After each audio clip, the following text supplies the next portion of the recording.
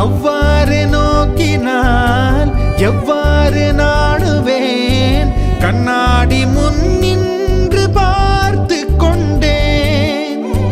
ஒன்றாகச் செய்திட 100 நாடகம் ஒத்திகைகள் செய்து எதிர்பார்த்திருந்தேன்.